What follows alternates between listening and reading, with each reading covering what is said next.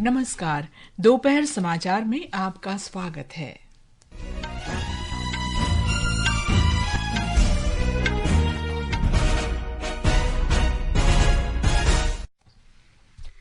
प्रधानमंत्री नरेंद्र मोदी ने digital arrest के नाम पर की जा रही धोखाधड़ी पर चिंता व्यक्त की। उन्होंने लोगों को भयभीत न होने और डिजिटल सुरक्षा के लिए आवश्यक कदम उठाने की सलाह दी। प्रधानमंत्री ने आकाशवाणी से मन की बात कार्यक्रम में वैश्विक एनिमेशन और गेमिंग उद्योगों में भारत की बढ़ती भूमिका की चर्चा की। उन्होंने रचनात्मक कलाओं और संस्कृति के संरक्षण तथा उन्हें लोकप्रिय बनाने में युवाओं की भूमिका की सराहना की। गृहमंत्री अमित शाह ने पश्चिम बंगाल में भारत बांग्लादेश सीमा पर पेट्रापोल भूमि बंदरगाह पर नए यात्री टर्मिनल और कार्गो गेट का उद्घाटन किया। जापान में संसद के निचले सदन के सदस्यों के चुनाव के लिए मतदान हो रहा है। भारत की आकांक्षा सालुंखे ने फ्रांस में कुजिक्स अंतर्राष्ट्रीय महिला स्क्वैश ओपन का महिला सिंगल्स खिताब जीता और अहमदाबाद में दूसरे एक दिवसीय महिला क्रिकेट मैच में भारत तथा न्यूजीलैंड के बीच मैच जारी। दोपहर समाचार के साथ मैं कनकलता। प्रधानमंत्री नरेंद्र मोदी ने डिजिटल अरेस्ट के बारे में चिंता व्यक्त की है। प्रधानमंत्री ने आज आकाशवाणी से मन की बात कार्यक्रम में कहा कि कानूनन किसी को भी डिजिटली अरेस्ट नहीं किया जा सकता है। उन्होंने स्पष्ट किया कि डिजिटल अरेस्ट के नाम पर की जा रही धोखाधड़ी को रोकने के लिए सभी जांच एजेंसियां मिलकर काम कर रही हैं। तमाम जांच एजेंसियों में तालमेल बनाने के लिए नेशनल साइबर कोऑर्डिनेशन सेंटर की स्थापना की गई है। एजेंसियों की तरफ से ऐसे फ्रॉड करने वाली हजारों वीडियो कॉलिंग आईडी को ब्लॉक किया गया है। लाखों सिम कार्ड, मोबाइल फोन और बैंक अकाउंट्स को भी ब्लॉक किया गया है। डिजिटल अरेस्ट के नाम पर हो रहे स्कैम से बचने के लिए बहुत जरूरी है हर नागरिक की जागरूकता। प्रधानमंत्री ने कार्यक्रम के दौरान एक पीड़ित और एक जालसाज के बीच हुई बातचीत को भी सुनाया। बातचीत में जालसाज अपने को पुलिस, सीबीआई अथवा नारकोटिक्स विभाग का अधिकारी बता रहा था। ऐसे जालसाज पीड़ित से व्यक्तिगत सूचनाएं लेकर भय का माहौल पैदा कर देते हैं।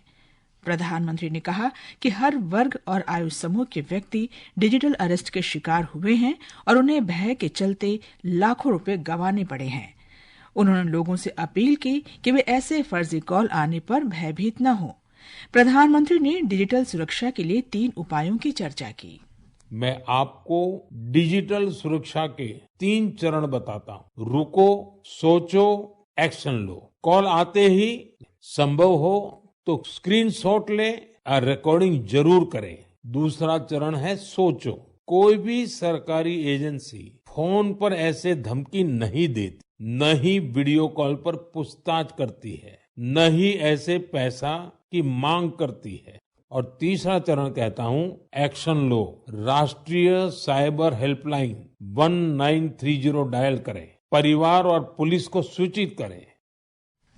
कल विश्व एनिमेशन दिवस है। इस अवसर पर प्रधानमंत्री ने कहा कि भारत एनिमेशन की दुनिया में नई क्रांति की ओर बढ़ रहा है। उन्होंने लोगों से अपील की कि वे भारत को एनिमेशन की दुनिया की वैश्विक शक्ति बनाने का संकल्प लें। श्री मोदी ने इस बात पर प्रसन्नता व्यक्त की कि छोटा भीम, ढोलकपुर का ढोल, कृष्णा, हनुमान और मोटू पतलू के प्रशंसक दुनिया भर में मौजूद हैं। प्रधानमंत्री ने कहा कि भारत में गेमिंग की दुनिया का लगातार विस्तार हो रहा है। उन्होंने प्रसन्नता व्यक्त की कि भारतीय प्रतिभाएं वैश्विक स्तर पर भी गेमिंग में महत्वपूर्ण योगदान कर रही हैं।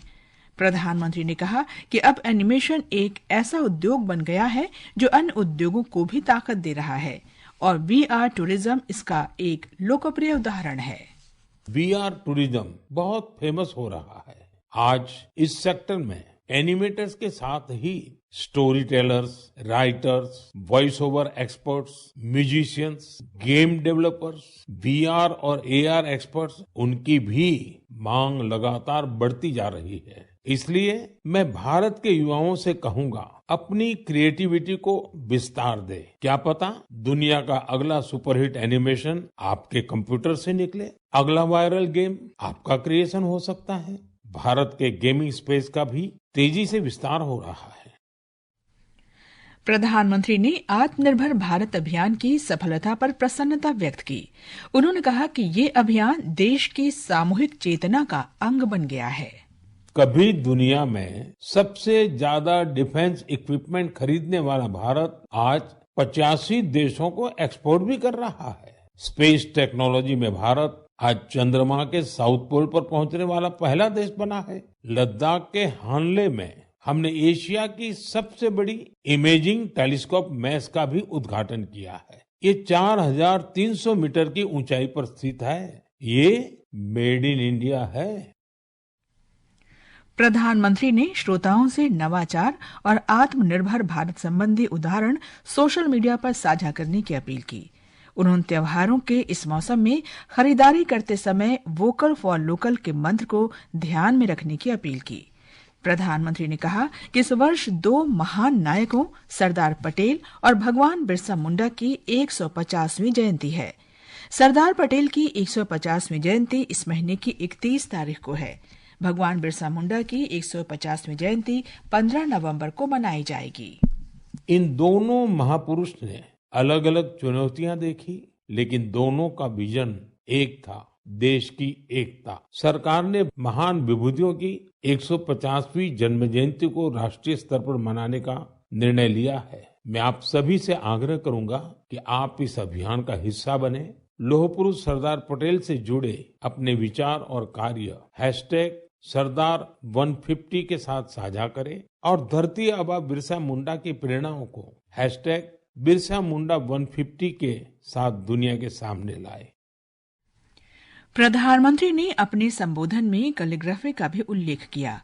उन्होंने कहा कि आजकल जम्मू कश्मीर में स्थानीय संस्कृति को लोकप्रिय बनाने के लिए कैलीग्राफी का प्रयोग हो रहा है। उन्होंने अनंतनाग के फिरदौसा बशीर का जिक्र किया, जिन्हें कैलीग्राफी में महारत हासिल है।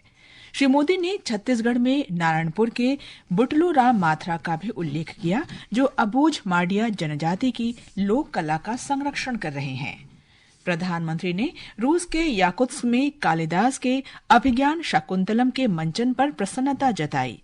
उन्होंने कहा कि हाल ही की लाओस यात्रा के दौरान स्थानीय कलाकारों द्वारा लाओस की रामायण का मंचन देखना रोमांचकारी रहा। मैं लाओस गया था। वो नवरात्रि का समय था। स्थानीय कलाकार फलक फलम प्रस्तुत कर रहे थे, लाओस की रामायण। उनकी आंखों में वही भक्ति, उनके स्वर में वही समर्पण जो रामायण के प्रति हमारे मन में है। श्री मोदी ने पेरू की एर्लिंदा गार्सिया का उदाहरण दिया। वे युवाओं को भरतनाट्यम सिखा रही हैं। उन्होंने कहा कि लोगों को #कल्चरल ब्रिज के माध्यम से ऐसे सांस्कृतिक कार्यक्रमों को प्रोत्साहित करना चाहिए। मन की बात में प्रधानमंत्री ने फिट इंडिया के बारे में भी बात की। उन्होंने संतोष जाहिर किया कि भारत के लोग फिटनेस के बारे में ज्यादा जागरूक हो रहे हैं। श्री मोदी ने इस वर्ष 31 अक्टूबर को दिवाली के अवसर पर सरदार पटेल की जयंती का भी उल्लेख किया। उन्होंने कहा कि इसके कारण रन फॉर यूनिटी इस वर्ष 31 अक्टूबर की बजाय 29 अक्टूबर को आयोजित होगी। उन्होंने इस अवसर पर लोगों से अधिक संख्या में भाग लेने का अनुरोध किया। श्री मोदी ने मन की बात कार्यक्रम में धनतेरस, दिवाली, छठ पूजा और गुरु नानक जयंती की भी शुभकामनाएं दी। तेलंगाना के चरियाल चित्र शैली के चित्रकार डी वैकुंठम ने मन की बात में प्रधानमंत्री नरेंद्र मोदी द्वारा उनके प्रयासों का उल्लेख करने पर प्रसन्नता व्यक्त की है। आकाशवाणी संवाददाता से बात करते हुए श्री वैकुंठम ने कहा कि इससे चरियाल चित्रशैली की दुनिया भर में पहचान बनेगी और उसे मान्यता मिलेगी। ये समाचार हमारी वेबसाइट www.newsonair.gov.in और हमारे न्यूज ऑन एआईआर ऐप पर भी उपलब्ध हैं।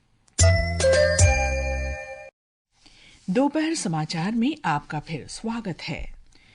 गृहमंत्री अमित शाह ने पश्चिम बंगाल में भारत बांग्लादेश सीमा पर पेट्रापोल में आज भूमि बंदरगाह पर नवनिर्मित यात्री टर्मिनल भवन और कार्गो गेट मैत्री द्वार का उद्घाटन किया।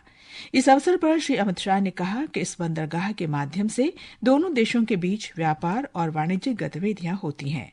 उन्होंने कहा कि भूमि पत्तन प्राधिकरण भारत के विकास में महत्वपूर्ण भूमिका निभा रहा है।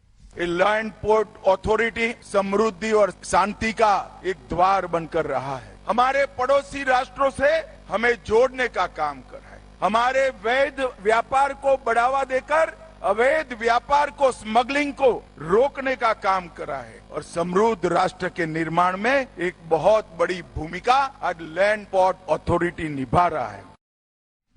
पेट्रापोल भूमि बंदरगाह पश्चिम बंगाल के उत्तर 24 परगना जिले में है और ये दक्षिण एशिया का सबसे बड़ा भूमि बंदरगाह है।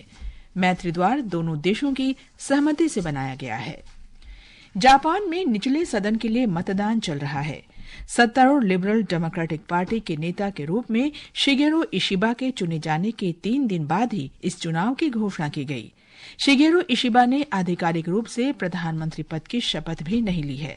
पूर्ववर्ती फूमियो किशिदा के अगस्त में पद छोड़ने का निर्णय लेने के बाद श्री इशिबा ने प्रधानमंत्री का पद संभाला था। एलडीपी ने निचले सदन में 465 सीटों में से 247 सीटें जीती थी, जबकि उसके गठबंधन सहयोगी कोमितो की 32 सीटें थी। सदन में बहुमत के लिए किसी पार्टी को 233 सीटों की आवश्यकता होती है। कानून व्यवस्था के मामले में 142 देशों की स्थिति को लेकर तैयार किए गए अंतर्राष्ट्रीय सूचकांक में पाकिस्तान को 140वां स्थान मिला है।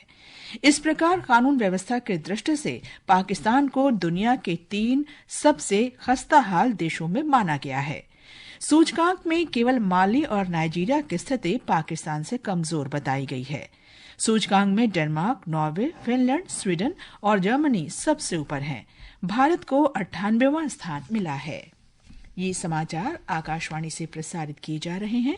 ताज़ा समाचार जानने के लिए आप हमारे social media handle X@AIR news Hindi को फॉलो कर सकते हैं। ये आकाशवाणी है। भारत की आकांक्षा सालुंखे ने फ्रांस में कुजिक्स 2024 के दूसरे अंतर्राष्ट्रीय महिला स्क्वॉश ओपन का महिला सिंगल्स खिताब जीत लिया है। आकांक्षा ने कल फाइनल में मलेशिया की यशमिता जदीश कुमार को सीधे सेटों में हरा दिया। भारत और न्यूजीलैंड की महिला टीमों के बीच दूसरा एक दिवसीय अंतर्राष्ट्रीय क्रिकेट मैच अहमदाबाद में जारी है। अंतिम समाचार मिलने तक न्यूजीलैंड ने टॉस जीतकर बल्लेबाजी करते हुए 13 ओवर में बिना कोई विकेट खोए 75 रन बना लिए हैं। अहमदाबाद में खेली जा रही 3 मैचों की श्रृंखला के पहले मुकाबले में भारत न्यूजीलैंड को 59 रन से हराकर 1-0 से आगे है।